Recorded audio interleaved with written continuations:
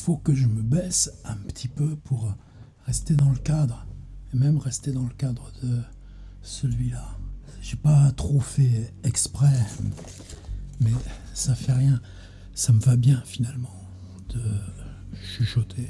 On est entre nous et c'est comme si on s'échangeait quelques secrets. On est jeudi, c'est jeudi livre. On s'en va à Perpignan, au musée Hyacinthe Rigaud. Vous avez visité le musée Hyacinthe Rigaud de Perpignan? C'est à propos d'un tableau qui a été volé. Le tableau existe.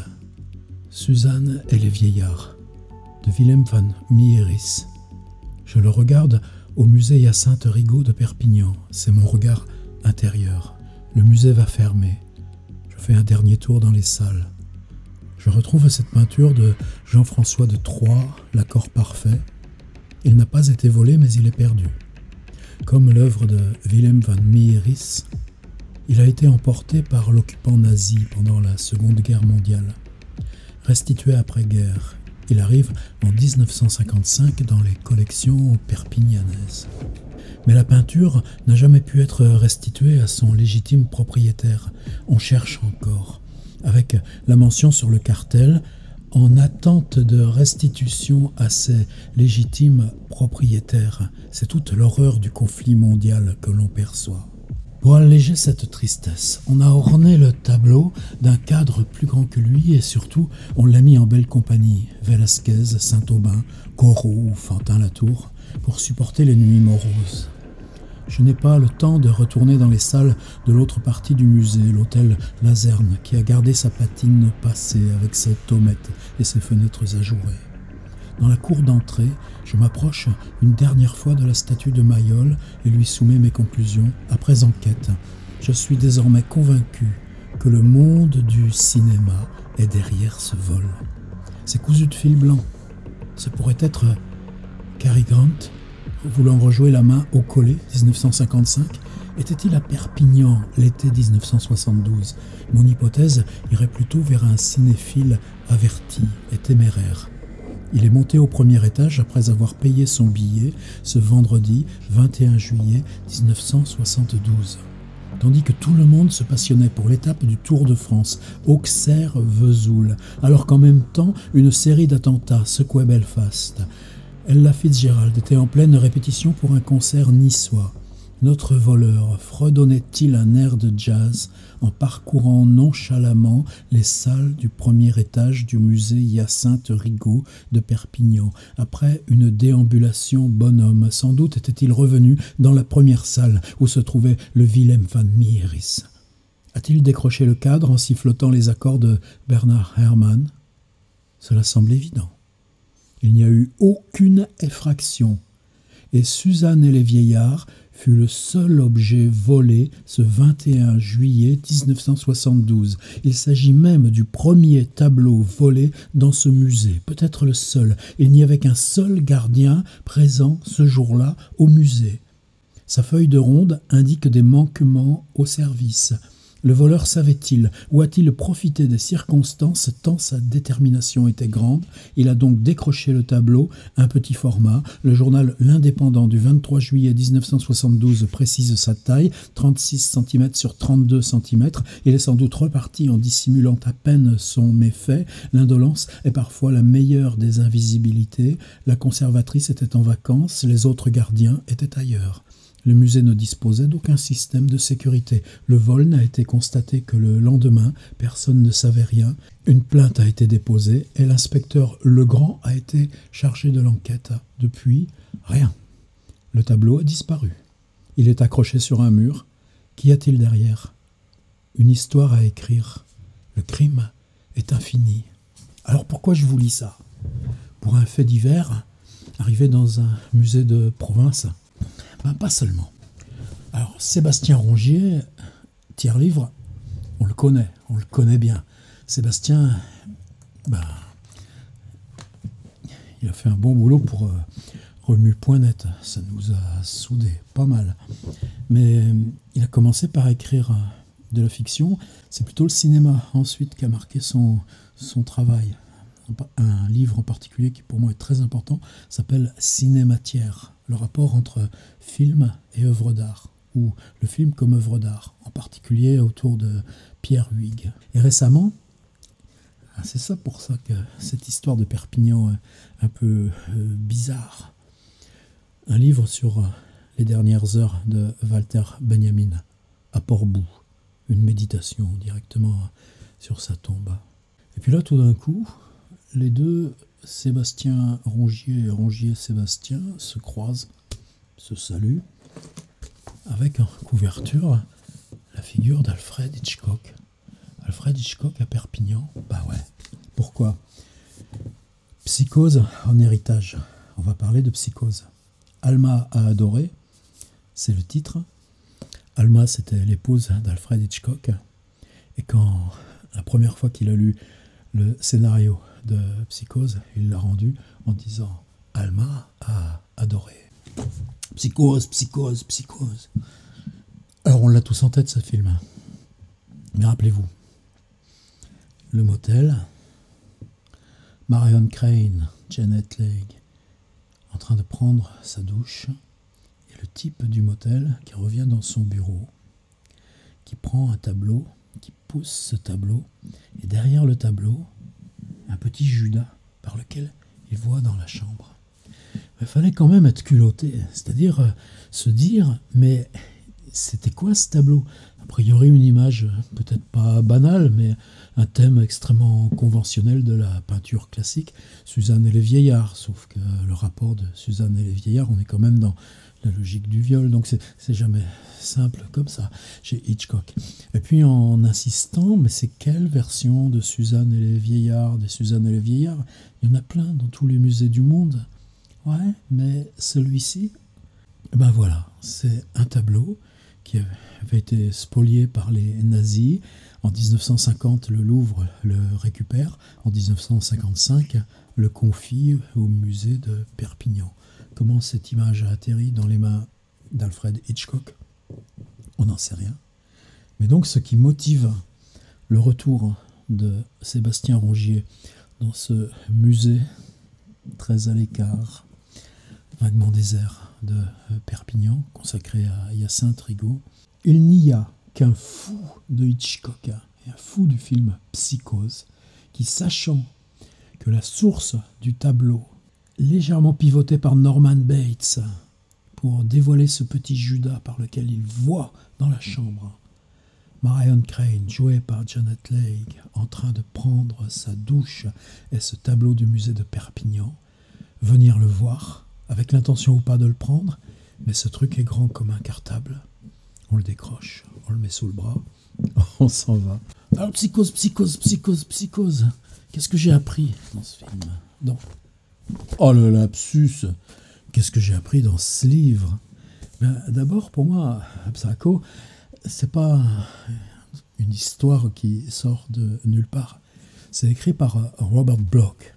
Robert Bloch, c'est un jeune type, je crois, de Madison, Wisconsin, qui est jeune auteur, non seulement écrit et correspond avec H.P. Lovecraft, mais va venir à Providence le visiter. Il va louer une chambre à Providence pour écrire dans le compagnonnage immédiat de H.P. Lovecraft. Et dans une des premières histoires publiées par le jeune Robert Bloch, H.P. Lovecraft devient une espèce de personnage un peu évidemment fantastique, troublant, énigmatique, mais c'est bien Lovecraft qui est directement le modèle du personnage utilisé par Robert Bloch. À quoi Lovecraft répond, vous trouverez ça sur ma chaîne, récemment je l'ai lu intégralement, une histoire qui s'appelle « Celui qui hante la nuit », qui peut être une histoire sommée de H.P. Lovecraft, peut-être aussi parce que c'est la vraiment quasi dernière histoire qu'il écrira avant son cancer de l'intestin qui va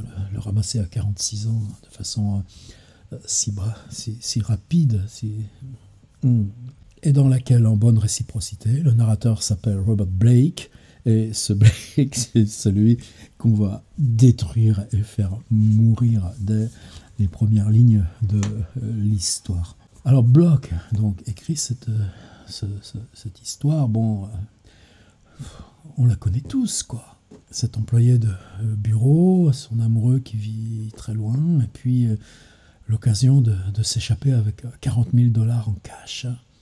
Et puis partant en voiture avec ce vol tout à fait improbable. Donc le vol des 40 000 dollars, pensez que le Sébastien Rongier, il s'amuse le gars avec ça, la convergence du vol des 40 000 dollars, et puis le vol du tableau de Van Mieris, Suzanne et les vieillards au musée de Perpignan par un cinéphile. Mais il est devenu quoi ce truc? Ouais, vraiment, maintenant, je peux plus vivre avec ce truc. Puis à mesure qu'elle avance sur la route, la conscience qui se fait des 40 000, et puis que de toute façon, non, elle va les rendre, quoi. Et puis, manque de peau, les événements tournent autrement. Et c'est là où l'ami Seb ramène sa machinerie. Hitchcock, à ce moment-là, tourne des grosses productions. Il a fait Sueur froide, il a fait La mort aux trousses. Des films énormes. Et c'est ce qu'on attend de lui maintenant. Parallèlement, il fait quelque chose qui, pour moi, est littéralement extraordinaire. C'est cette série de courts-métrages pour la télévision. C'est-à-dire des films dont le scénario, la tension, la simplicité, le fait tragique unique sont faits pour ce média populaire où il ne s'agit plus d'être dans la salle avec le film projeté, mais il s'agit d'être dans le lieu personnel, le lieu familier, le lieu domestique. Et chez Hitchcock, ce lieu domestique, il est aussi à double sens. Prenez Fenêtre sur cour, tout se passe dans cet appartement avec le téléobjectif de l'appareil, et puis de l'autre côté, l'appartement d'en face, la cour en bas, prenez La Corde, en temps réel, avec un meurtre en direct dans cet appartement avec baie vitrée donnant sur New York. Donc dans le cinéma d'Hitchcock, cette question de la trame resserrée, cette continuité entre la chose extrêmement dense ou la chose extrêmement spectaculaire, il tient les deux extrémités. Cette série de films courts pour la télé, moi je l'ai vu intégralement il y a des années. Il y en a certains que je suis littéralement incapable de revoir. Pourtant, il y en a certains où il y a toujours un double fond, il y a une ironie, le mot vaut pour Rongier qui a beaucoup travaillé sur ce concept d'ironie au cinéma. Mais il y en a d'autres qui pour moi sont totalement impossibles à revoir.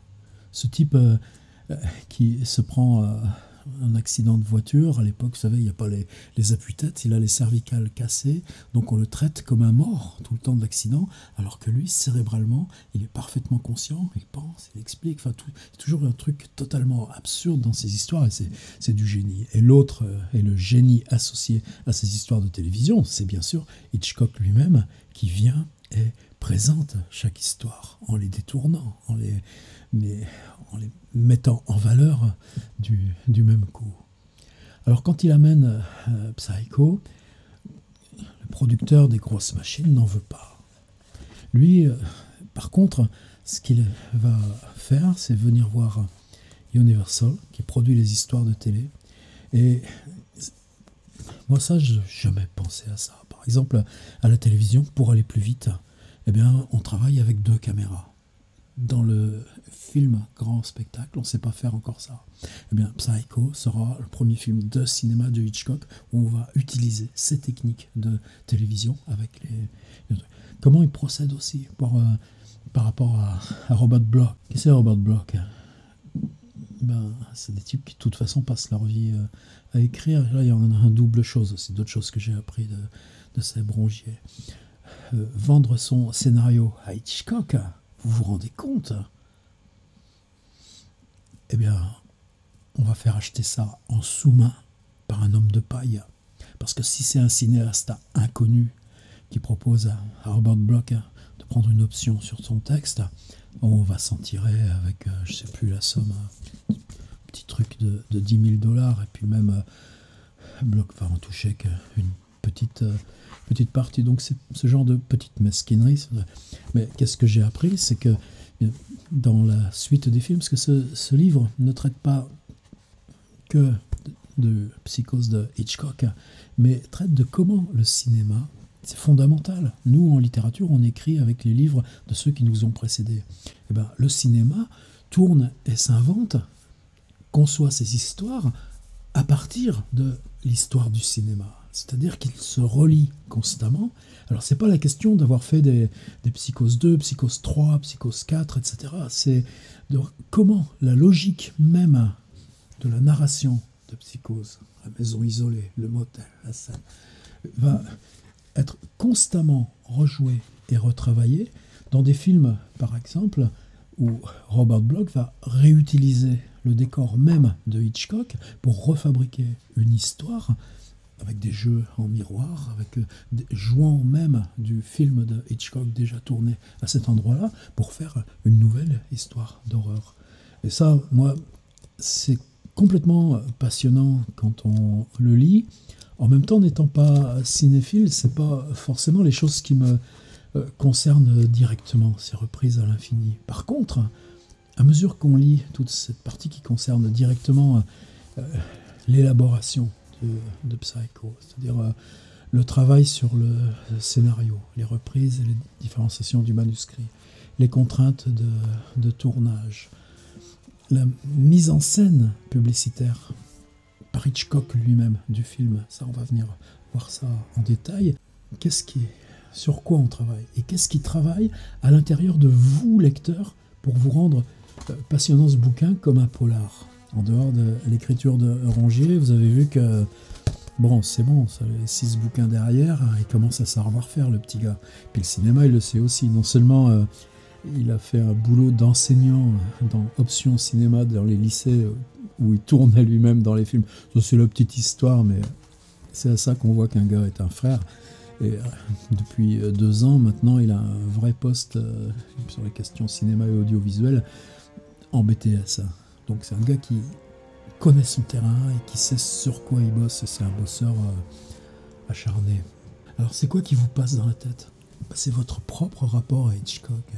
Est-ce que notre rapport à Hitchcock peut simplement être un rapport de spectateur ? Par exemple, un des chapitres à la fois cruciaux et vraiment de fond que nous propose Sébastien, c'est en quoi la façon dont un film vous vient pour la première fois peut déplacer globalement votre rapport au cinéma et vous ramener plus près ou plus au centre même du cinéma. C'est-à-dire, il y a un très beau passage où on est, je ne sais plus quoi, dans quel coin de l'Indre ou de la Creuse, enfin ces coins-là, et mon Seb, qui est à l'époque jeune lycéen, on le voit avec une mobilette qui fait les 20 bornes pour aller au cinéma, qui propose ce truc-là.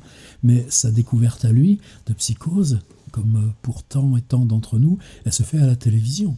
C'est-à-dire qu'elle ne se fait pas devant le grand écran et le spectacle du cinéma, elle se fait par cet usage qui est comme nous aujourd'hui avec nos ordis, sinon que l'ordi on le regarde seul, tandis que la télévision s'organise. Et alors évidemment, Psycho est un film en noir et blanc, ça colle tout à fait, mais dans une époque où de toute façon, quel était le film, en tout cas pour ma génération, on le voyait d'abord en noir et blanc. L'apanage de la couleur, c'était la salle. Donc cette question du rapport à la télévision, c'est-à-dire quelle idée, par la télévision, par ce rapport populaire, par rapport à la consommation familiale, par rapport à l'autorisation symbolique que donne la télévision par rapport au cinéma qui suppose le chemin volontaire d'y aller, et puis que ce trouble s'installe, ce choc s'installe. Un ado de 14 ans voit Psychose à la télévision. En plus, évidemment, non pas dans la bande originale, mais avec la traduction française. Et accédant au cinéma, quand il y a possibilité ensuite d'accéder au Hitchcock du cinéma, eh bien, on prend la mobilette et on fait les 20 bornes de nuit du samedi soir, s'il faut les faire. Alors, on est dans l'anecdote, dans la réception ? Non, parce qu'on est dans cette logique même du rapport intime au cinéma, à l'invention d'histoire. Et c'est ça pour moi où ce livre est troublant. C'est-à-dire où on sort même de Psychose seul pour rentrer dans quelque chose de plus large. C'est-à-dire en quoi les films d'Hitchcock, comme les pièces de Shakespeare ou les films de Bergman ou ceux de Fellini, si on prend cette espèce de triumvirat. Il n'y a rien qui se répète dans les films de Hitchcock. Simplement, par contre, cette marque, cette signature, elle est là tout de suite et implacable. Lesquels d'entre nous, découvrant San Francisco, ne feraient pas le pèlerinage sur les lieux de tournage de Vertigo? Je ne suis pas cinéphile, et pourtant, le jour où je suis entré à San Francisco dans le musée de la Légion d'honneur, j'ai attendu aussi que le gardien soit parti pour que la salle soit entièrement vide. Et puis il y avait ce tableau tout au fond, et on marche, et on va vers lui. Et on est dans le film, on fait l'expérience du film dans le réel même où il a été conçu. San Francisco donc est Vertigo, il y a une espèce d'affinité complète, y compris le... Bon là c'est un petit peu à l'écart, le clocher, avec évidemment la scène centrale, mais c'est une expérience qu'on a tenu à refaire aussi pour les oiseaux. La vidéo, elle est dans le sommaire de ma chaîne, elle est facile à trouver. Je peux mettre le lien en barre d'infos, tiens, je vais vous faire ça vous évitera de chercher. C'est-à-dire, on arrive Bodega Bay. Il n'y a rien de plus ordinaire, et pourtant, on traverse cet endroit où, à la fois, il y a ces villes géantes de Californie, et puis à la fois, on arrive sur cette toute petite station côtière, avec un petit enfoncement de port, avec tout d'un coup des éléments disjonctés, c'est-à-dire que la maison, elle est toujours là, c'est une propriété privée, on ne peut pas la visiter, n'empêche que quand on est au pied de la maison, on la reconnaît, on sait que c'est la maison des oiseaux. À côté, il y a une petite boutique, et le gars est rigolo parce que l'actrice des oiseaux, qui vivait, même récemment, quand elle avait plus de 80 ans, tous les ans ou tous les 2 ans, elle passait le voir, elle passait revoir les lieux, et le gars transformait sa boutique alors à l'américaine, où c'est à la fois des choses naïves, et à la fois c'est la petite épicerie traditionnelle avec des bocaux de cornichons salés, parce qu'il y a beaucoup eu d'émigration russe dans le coin, et puis en même temps, à la fois des trucs complètement kitsch, et puis à la fois une collection d'iconographie concernant les oiseaux totalement extraordinaire. Et puis finalement, vous repartez en ayant acheté vous aussi votre belle photo de Hitchcock avec ses corbeaux. Et puis vous arrivez à l'endroit où il y a cette petite route qui monte. Alors on est dans des maisons tellement ordinaires de l'Amérique d'aujourd'hui, mais simplement à cet endroit, vous avez l'impression que de l'autre côté, il n'y a rien. Et vous savez que c'est là, l'attaque des oiseaux. Cette chose-là, on la connaît par les livres. On la connaît, Marcel Proust, on va à Illier-Combray, on va visiter la chambre insonorisée, même si elle est en plein milieu d'une banque aujourd'hui. Mais pour le cinéma, est-ce que ça a de l'intérêt de le faire? Bah ouais. On peut le faire pour Fellini, et on l'a fait aussi pour Alfred Hitchcock. C'est les points sur lesquels je voulais être, non pas ni critique ni quoi que ce soit, mais dire là, il y a des champs de tension qui font que ça vaut le coup d'aller voir chez Sébastien Rongier. En plus, c'est une maison d'édition qui s'appelle Marest Éditeur, je ne connaissais pas. C'est imprimé en Bulgarie. Ça ne change pas beaucoup, mais en tout cas le boulot est irréprochable dans les rabats, dans les trucs. Et l'iconographie est incroyable. Voilà le tableau là, de Suzanne et les vieillards, mais plein de trucs, c'est totalement surprenante. Et évidemment, il y a tout ce travail sur les psychoses d'après-psychose, mais comme je vous le dis, ce travail de l'après-film, pour nous tous, il concerne tous les films de Alfred Hitchcock. Et donc j'ai parlé de la fabrication du film, y compris économique, y compris dans la belle entourloupe faite à ce pauvre Robert Bloch. J'ai parlé de ces questions de réception dans le rapport à la télévision, dans le rapport à ce qu'adolescent, ce lointain que peut être le cinéma. C'est-à-dire que la merveille que peut être le cinéma, il devient merveilleux parce qu'il est inaccessible. Et ça, Sébastien le raconte bien. Mais c'est plein d'histoires aussi, évidemment, sur la construction du décor, son rapport à la maison. Et puis maintenant, voilà sur quoi on va finir. Et ça, pareil, Voilà, il a fallu ce livre pour que je le découvre. Je vous lance l'image. Il est également l'auteur de la bande-annonce de Psycho, à savoir un chef-d'œuvre qui en précède un autre. Ce n'est pas la première fois qu'Hitchcock est présent dans la bande-annonce de l'un de ses films. Il est la voix off qui accompagne les images du faux coupable, 1956. Il se met en scène en commercial d'agence de voyage pour commenter avec une grande ironie les images de la mort aux trousses, 1959. Il radicalise le geste pour Psycho. Au regard des différents films promotionnels, l'arrivée de la personne Hitchcock dans ce tissu publicitaire correspond à cette période télévisuelle et se prolonge jusqu'à ses derniers films. En effet, Hitchcock radicalise le geste avec Les Oiseaux, 1963, notamment en découpant un poulet cuit pendant qu'il disserte sur les volatiles. On ne voit pas d'image du film avant la fin de la bande-annonce, à 4 minutes 20. La bande-annonce de Psycho adopte un point de vue tout à fait singulier. Alfred Hitchcock est sur les lieux du crime, c'est-à-dire au milieu du décor du film, le motel et la maison Bates. Il propose une visite détaillée des lieux, ponctuée de remarques inabouties pour susciter l'intérêt du futur spectateur.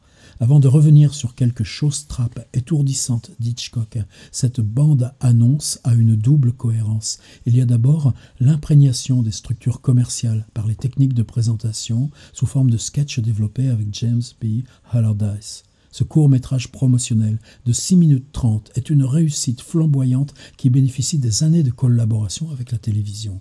Ce qui peut être plus intéressant, c'est de se souvenir du premier traitement du scénario de Stefano, celui qui proposait pour chaque partie une visite du lieu par les personnages. Hitchcock complète en quelque sorte cette logique en devenant un nouveau protagoniste de son scénario, tout en suggérant qu'il est également celui qui dirige cette visite et donc ce film. De plus, le lieu est identifié comme espace de la fiction et non comme décor d'un film. La bande-annonce joue parfaitement sur ce trouble entre l'espace du réel, le décor de cinéma, et l'espace de la diégèse, le lieu des actions. Hitchcock apparaît bien comme personnage. Et il n'est pas le réalisateur, puisqu'il ne nous fait pas visiter un décor, mais le lieu du crime, à moins que le cinéma, le film, soit le lieu du véritable crime. Le motel et la maison sont présentés comme des lieux réels, le cinéaste indiquant que la maison est à vendre, comme à la fin de la série. Le statut d'Hitchcock est donc ambivalent, il n'est pas un auteur, mais une figure iconique accompagnant le futur spectateur dans la découverte de cet étrange endroit. La maison Bates et son motel ne serait pas la maison aux fantômes, comme de nombreux prolongements tentent de nous le faire croire. Non, cette maison est le fantôme même. C'est le lieu fantôme par excellence qui chercherait comme tout fantôme une forme et une matière pour signifier sa présence fantomale. Sébastien Rougier a aussi écrit un livre sur les fantômes. Alma a adoré, Psychose en héritage. À la fois vous voyagez avec Sébastien Rougier dans les arcanes d'un moment évidemment culte de toute l'histoire du cinéma, mais surtout la magie de Seb, c'est de nous faire voyager en chacun de nous dans notre intimité du rapport à la fable, à l'horreur, au désir de simulacre, voire au désir du cinéma lui-même. Et ça mérite le déplacement. À jeudi prochain.